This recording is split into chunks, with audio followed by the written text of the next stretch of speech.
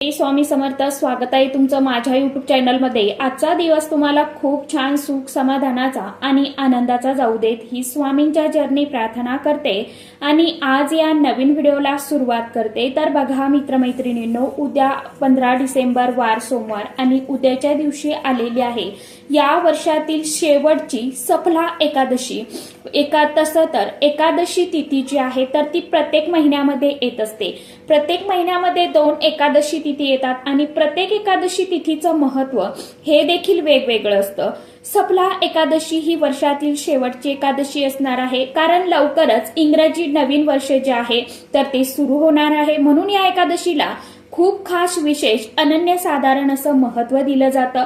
प्रत्येक एकादशीला भगवान श्रीहरी विष्णू देवांची कृपा प्राप्त होते आणि म्हणून या दिवशी अनेक जण व्रत करून भगवान विष्णू देवांची सोबतच माता लक्ष्मीची पूजा सेवा करत असतात। मार्गशीर्ष महिन्यातील कृष्ण पक्षातील एकादशीला सफला एकादशी असं देखील म्हटलं जातं। या नावातच सफल, यशस्वी असल्याने या एकादशीला केलेली पूजा, सेवा, उपाय हे जे आहेत तर ते खूप प्रभावी ठरत असतात। या दिवशी भगवान विष्णू देवांची पूजा करून काही उपाय केल्याने अडकलेल्या कामांमध्ये यश आणि अपूर्ण मनोकामनांची पूर्ती होते आणि म्हणूनच सफला एकादशीचा हा दिवस यश आणि कामाच्या सिद्धीसाठी अतिशय अत्यंत महत्वाचा मानला जातो। या दिवशी भगवान श्रीहरी विष्णू देवांची आणि माता लक्ष्मीची पूजा सेवा केल्याने भक्तांना सर्व अडचणीतून मार्ग जो आहे तर तो नक्कीच मिळतो आणि त्यांची आर्थिक स्थिती ही सुद्धा मजबूत होते। या दिवशी पूजा केल्याने राहिलेली कामं देखील पूर्ण होतात, अडथळे देखील दूर होतात। धार्मिक दृष्टीने सफला एकादशी ही अतिशय अत्यंत महत्वाची तिथी असून या दिवशी काही प्रभावशाली उपाय, सेवा देखील केल्या जातात। त्यातल्या त्यात मुलांसाठी जर उपाय केले तर ते नक्कीच त्या उपायांचं, सेवेचं फळ जे आहे तर ते कितीतरी अधिक पटीने आपल्याला त्या उपायांचं आणि सेवेचं फळ जे आहे तर ते प्राप्त होत असतं। म्हणूनच आज या व्हिडिओमध्ये असाच एक अतिशय अत्यंत प्रभावशाली उपाय मी तुमच्या बरोबर शेअर करणार आहे। उद्या वर्षातील शेवटची सफला एकादशी आहे। एक वेळ तुम्ही उपवास नाही केला तरी देखील चालेल, परंतु आईने मुलांसाठी एक दिवा जो आहे तर तो आवर्जून लावायचा आहे। हा दिवा लावल्याने मुलांना असलेले सर्व दोष, संकट, विघ्न, अडचणी, अडथळे दूर होऊन अभ्यासामध्ये प्रगती होईल, नोकरीमध्ये यश मिळेल, मुलांच्या सर्व इच्छा, मनोकामना ह्या देखील पूर्ण होतील आणि मुलांची प्रत्येक क्षेत्रामध्ये भरभरून अशी प्रगती होत जाईल। तर अशी कोणती वस्तू आहे जी आपल्याला उद्या या दिव्यामध्ये टाकायची आहे? मुलांवरून अशी कोणती वस्तू उतरून टाकायची आहे? कोणत्या वेळेमध्ये हा दिव्यांचा उपाय करायचा आहे? याविषयीची संपूर्ण माहिती आजच्या या नवीन व्हिडिओमध्ये मी तुमच्या बरोबर शेअर करणार आहे। त्यामुळे तुम्ही हा व्हिडिओ स्किप न करता शेवटपर्यंत नक्की बघा। चॅनलवरती तुम्ही जर हा व्हिडिओ पहिल्यांदा बघत असाल, चॅनलला आवर्जून सबस्क्राईब करा आणि असेच नवनवीन माहितीपूर्ण व्हिडिओ बघण्यासाठी समोरील बेल आयकॉनलाही प्रेस करा। त्यामुळे काय होईल, जेव्हा कधी मी नवीन व्हिडिओ अपलोड करेल तर सर्वात अगोदर त्याचं नोटिफिकेशन तुम्हाला मिळेल आणि तुम्ही एकही व्हिडिओ मिस करणार नाही। तर बघा मित्रमैत्रिणींनो, आज या व्हिडिओमध्ये जो उपाय मी तुम्हाला सांगणार आहे हा उपाय आपल्याला उद्या सफला एकादशीला करायचा आहे। हा उपाय मी शेअर करणार आहे।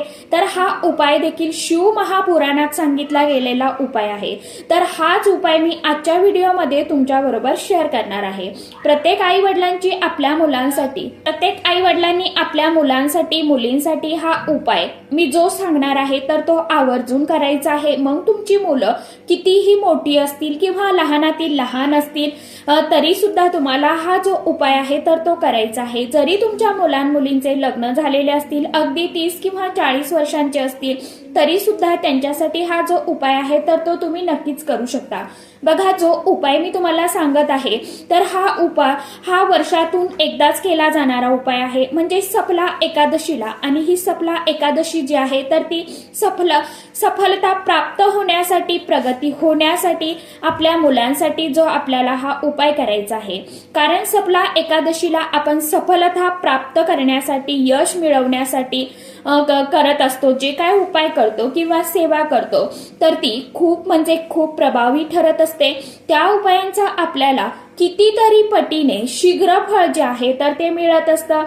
जर तुमच्या घरामध्ये लहान मुलं असतील जी शिक्षण घेत नाही, अजून छोटी आहेत, अशी मुलं जर घरामध्ये सतत चिडचिडपणा हट्टीपणा करत असतील, सांगितलेली गोष्ट कोणतीही ऐकत नसेल, जसं की उद्धटपणाने वागत असतील, किंवा मुलं जेवणच करत नसतील, मुलांना सतत बाहेरची दृष्ट लागते, नजर लागते, नजरबाधा होत असेल, यासारख्या समस्या ज्या आहेत तर त्या दूर करण्यासाठी हा उपाय तुम्हाला आवर्जून करून बघायचा आहे. जर तुमची मुलं मोठी असतील, म्हणजे शिक्षण घेणारी असतील, शिक्षण घेत असतील किंवा कॉलेजला जात असतील, त्या क्षेत्रामध्ये त्यांना यश मिळत नसेल, मुलं तुमची जी आहेत तर ती अभ्यास करतात, ते मुलांच्या लक्षात राहत नसेल, किंवा मुलांचं मन जे आहे तर ते अभ्यासामध्ये लागत नसेल, त्यांना अभ्यास करावासा वाटत नसेल, किंवा त्यांची कोणत्याही क्षेत्रामध्ये प्रगती होत नसेल, बऱ्याच वेळा असंही होतं की आपले मुलं जे आहेत तर ती एखादी एक्झाम देत असतात, परंतु त्या एक्झाम मध्ये किंवा त्या परीक्षेमध्ये त्यांना यश मिळत नाही. ते भरपूर कष्ट, मेहनत, प्रयत्न करतात, परंतु त्यांच्या प्रयत्नांना हवं तसं यश जे आहे ना तर ते मिळत नाहीये. ते किंवा शिकलेली मुलं मुली असतात, परंतु त्यांना मनासारखी नोकरी मिळत नाही, नोकरीमध्ये प्रमोशन मिळत नाही. अशा मुलांच्या सर्व समस्या दूर होण्यासाठी आणि मुलांच्या सर्व इच्छा मनोकामना पूर्ण होण्यासाठी हा जो उपाय आहे तर तुम्हाला उद्या सपला एकादशीला आवर्जून करून बघायचा आहे. आता हा उपाय कधी करायचा आहे तर बघा, तुम्हाला हा उपाय उद्या सोमवारी संध्याकाळी करायचा आहे.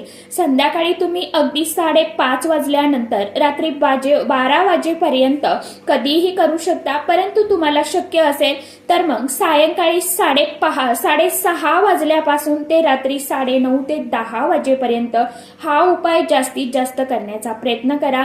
आता हा उपाय करण्यासाठी उद्या सपला एकादशीच्या दिवशी सकाळी लवकर उठायचं आहे. उठल्यानंतर सर्वप्रथम घराची आपल्याला स्वच्छता करून घ्यायची आहे. त्यानंतर स्वच्छ स्नान करून घ्यायचं. आपल्या देवघरातील देवांचं रोजची आपली जी काय नित्य पूजा सेवा असते तर ती विधिवत करून घ्यायची आहे. भगवान विष्णू देवांची मूर्ती असेल तर त्यांची पूजा करायची आहे. पिवळी फुलं अर्पण करायची आहे. यानंतर तुळशी पत्र आवर्जून अर्पण करायची आहे. मात्र उद्याच्या दिवशी तुळशी पत्र जी आहेत तर ती तोडायची नाही किंवा तोडू देखील नका.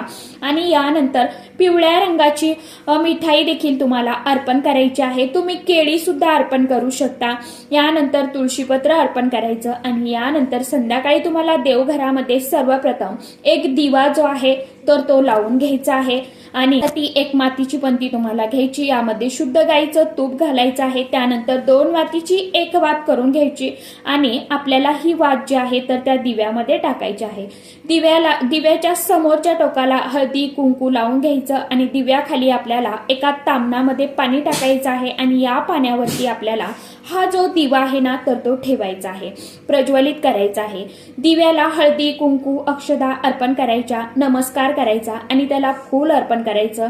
त्यानंतर आपल्याला हा उपाय करायचा आहे. आता हा उपाय करण्यासाठी आपल्याला एक पांढऱ्या रंगाचं कापड घ्यायचं आहे. पांढऱ्या रंगाचा रुमाल घेतला तरी देखील चालणार आहे किंवा तुम्ही पांढऱ्या रंगाचा कागद घ्यायचा आहे. त्या कागदावरती आपल्याला थोडंसं अगदी चिमूटभर खडे मीठ जे आहे ना तर ते ठेवायचं आहे. खडे मीठ तुमच्याकडे नसेलच तर मग तुम्ही बारीक मीठ जे आहे आपण रोज जेवणामध्ये खाण्यामध्ये जे वापरतो ना तर ते घेतलं तरी सुद्धा चालेल. त्या मिठासोबत तुम्हाला 21 अखंड फूल असलेल्या लवंगा ज्या आहेत तर त्या घ्यायच्या आहे. ज्यांना फूल असतील अशाच फुलाच्या लवंगा घ्यायच्या आहे. सोबतच तुम्हाला 3 हिरवी वेलची जी आहे वेलदोडे तर ते घ्यायचे आहेत आणि 3 तमालपत्र घ्यायचे आहेत. तमालपत्र म्हणजे मसाल्यामध्ये आपण जे वापरतो तेजपान म्हणतं, कोणी त्याला तमालपत्र म्हणतं. तर ते 3 तमालपत्र जे आहेत तर ते घ्यायचे आहेत. तमालपत्र घेताना देखील तुम्हाला ते किडलेले फाटलेले घेऊ नका. स्वच्छ आणि सुशोभित अशी तमालपत्र तुम्हाला घ्यायची आहे. पांढऱ्या रंगाच्या कपड्यामध्ये ठेवायचे आहे किंवा कागदामध्ये ठेवायचे आहेत. यानंतर तुम्हाला त्या कागदाला व्यवस्थित बांधून घ्यायचं आहे. कपडा घेतलेला असेल तर तुम्हाला गाठ बांधून घ्यायची. यानंतर मुलांना आपल्या समोर एका पाटावरती किंवा आसनावरती बसवायचं आहे आणि यानंतर आपल्याला ही जी पोटली आहे तर ती आपल्या मुलांवरून ज्या प्रकारे घड्याळाचा काटा विरुद्ध दिशेने फिरतो ना त्याच प्रकारे 7 वेळा तुम्हाला मुलांवरून ओवाळून घ्यायची आहे आणि यानंतर तुम्हाला एका एखादं मोठं भांडं जे आहे तर ते घ्यायचं, किंवा तुमच्याकडे चूल जर पेटवत असाल तुम्ही, तर ती पोटली जी आहे तर ती चुलीमध्ये तुम्हाला टाकून द्यायची आहे. शहरामध्ये राहत असाल तर काही कापराच्या वड्या एका प्लेटमध्ये मातीच्या भांड्यामध्ये घ्या किंवा तामणामध्ये घ्या आणि त्यामध्ये कापूर वड्या प्रज्वलित करा आणि त्यानंतर तुम्हाला ही जी पोटली आहे तर ती त्यावरती ठेवून द्यायची आहे. थंडीमध्ये पेटणार नाही.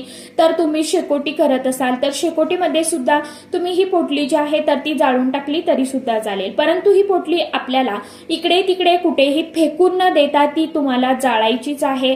एकापेक्षा अधिक मुलं असतील, जसे की 2 मुलं असतील, 3 मुलं असतील, तर 2 मुलं असतील तर वेगवेगळी पोटली तुम्हाला करता येईल. मुलं जर बाहेर गावी शिक्षणासाठी राहत असतील तर मुलांच्या फोटोवरून किंवा मुलांना व्हिडिओ कॉल तुम्ही करा आणि हा जो उपाय आहे तर तो करू शकता. त्यानंतर आपण हा जो दिवा प्रज्वलित केला होता त्या दिव्यासमोर तुम्हाला 108 वेळा ओम नमो भगवते वासुदेवाय नमः या षडाक्षर मंत्राचं तुम्हाला पठण करायचं आहे.